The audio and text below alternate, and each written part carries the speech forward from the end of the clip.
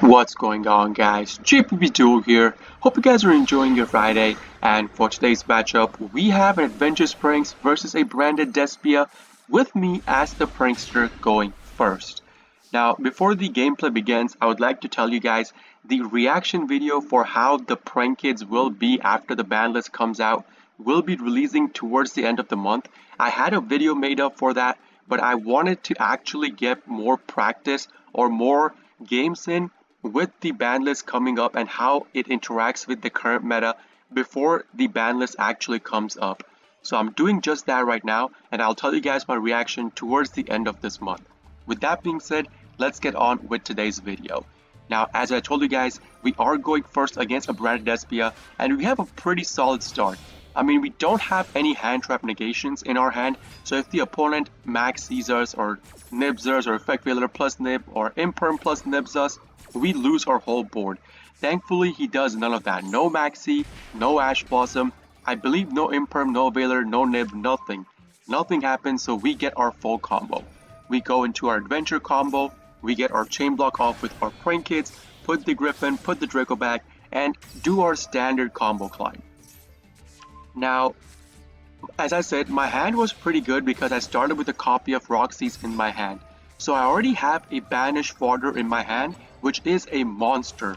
So that means this flag in my hand could be activated this turn itself to search me for a corridor, and corridor will help us get our Meowmoo back for our next turn. Now off of this banish, I was extremely lucky. Off of the Roxy's banish plus draw, I drew into a copy of Nemesis Corridor. Now, I don't know about you guys, but I absolutely love the banish plus draw off of the Roxy's.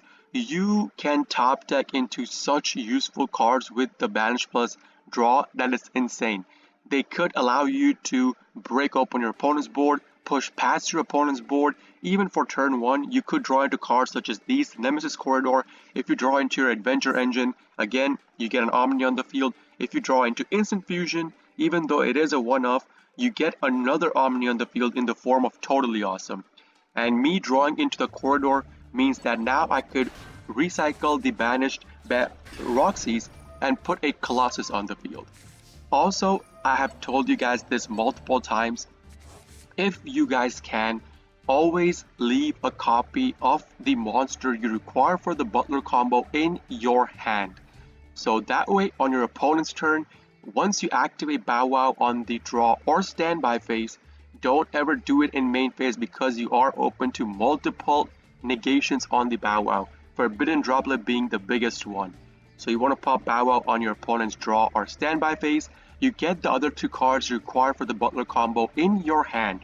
That way, even if the opponent Kaiju's you or Lava Golems you or, Sphere modes you, taking away 3 monsters on the field, you still can go into your Butler because you will be having all 3 copies of the card in your hand and not rely the one on the field.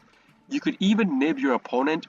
So let's say they push past 5 summons, you nib them first, then you use Pandemonium, go into your Butler with the materials you have 3 of in your hand, and then you pop your opponent's field twice more. It's extremely crucial for you guys to know this. So we activate Pranks, recycle, draw into an Enchantress. Now on opponent's draw phase, we end up popping our Bow Wow Bark to get the cards we require for the Butler combo in our hand. Now when I was going through my combo, my opponent's side of the field did get highlighted, so I knew for a fact he either had Effect Veiler or Imperm. Turned out to be he wanted to save the Imperm for my Griffin for his play, rather than commit the Imperm on my turn on my Doodle. So he activates the Imperm on the Griffin. Obviously, we use the Griffin Omni to negate that. Now, you guys might be wondering, Jay, why do you want to negate the Imperm? Well, the answer is pretty straightforward right here. You want to open up as much space on the board as possible, so that way, you get that many cards from the graveyard activations when you go into your Butler combo. My field was extremely congested. Even if I use my Pandemonium and leave the Griffin on the field to go into my Butler, I would only have 3 spots to work with. I put the Butler in the extra monster zone, sure, but I would only get 2 copies on the field and not be able to get the third one. I'm extremely greedy in that regard for graveyard activations. I want to get as much value out of those as possible. So he bows the Griffin, negating the Imperm. That's okay. Opponent normals out the Fallen of Albaz. Now, Fallen of Albaz states that if this card is normal or special, you can discard one card, fusion summon one fusion monster from your extra deck using monsters on either field as fusion materials, including this card. So, if I had gone into my Butler before this, which I couldn't have, obviously, but I'm giving you guys a tip right here. If you go into your Butler and your opponent puts a Fallen of Albaz on the field to activate the Fallen of Albaz, if you just pop your Butler, the Fallen of Albaz's effect fizzles out, because this card states it needs to use itself as a material as well, otherwise this effect fizzles out.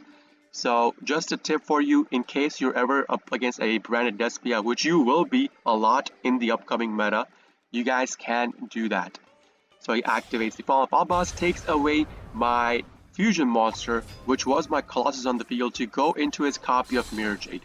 He activates Mirror Jade, popping our token, so that way, next turn, our Dracoback is gone, so he cannot bounce his cards anymore. Also, Griffin coming on the field does not mean anything, but it wouldn't have mattered, because we could still search for a Griffin. We had the Enchantress to go into or right into our token, so we would have Omni on the field anyways. And if he does not kill our cards through battle phase, once our Pandemonium pops, it's a guaranteed totally awesome for us. Then he activates the Brand Fusion. We have no hand trap, so it goes to Lubellion. Lubellion discard a card, activate Tragedy to chain block the Lubellion. Tragedy searches him for an ad libitum right here. He still has not he committed his normal summon on the play on the Fallen of Albaz, so the Aluber would be pretty useless right here.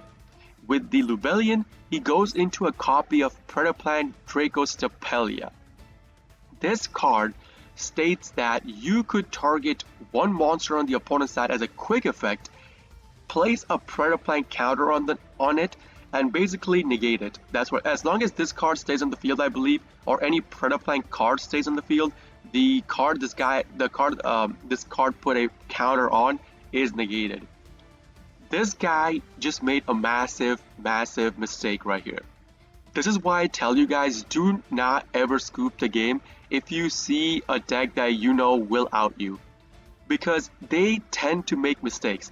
If you have played Master Duel, or if you are into Master Duel, if you have the game knowledge for the game, sometimes you knowing your opponent's deck better than themselves allows you to push past them, bait out their cards, and win the game, which I do on multiple occasions.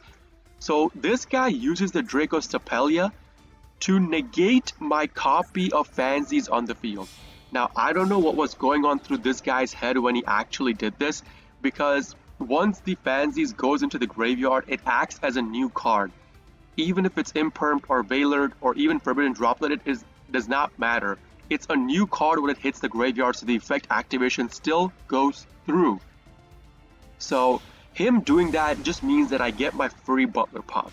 If he had saved the Dracostapelia to negate my Butler, that means I would be forced to use both my Butler charges to pop my opponent's field.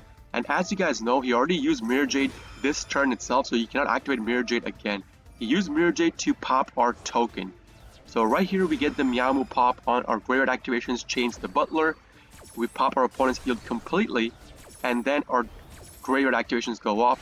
We obviously are going to be putting 2 copies of Dropsies on the field, because that will serve as our Omni Negate on the field.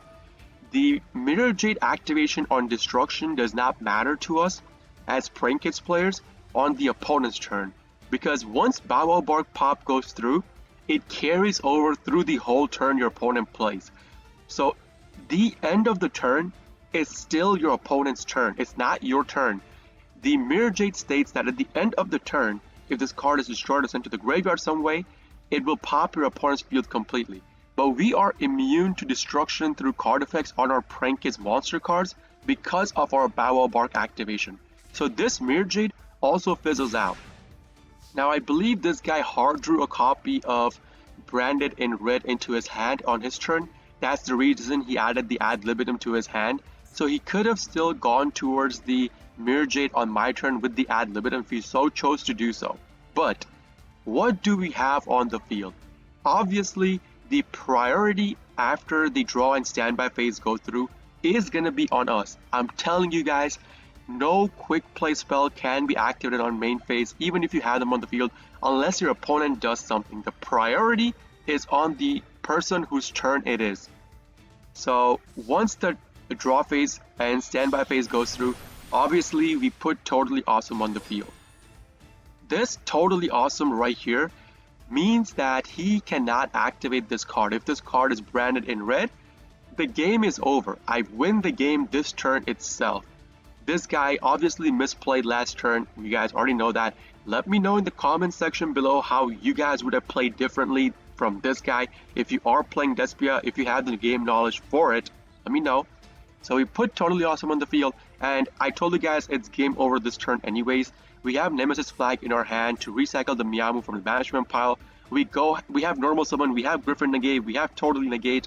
It's pretty much game over from here. And looking at the Totally Awesome coming on the field, my opponent just outright scoops the game. He knows he's done. He cannot activate the branded in red set on the field anymore. That's going to be it for today's game, guys.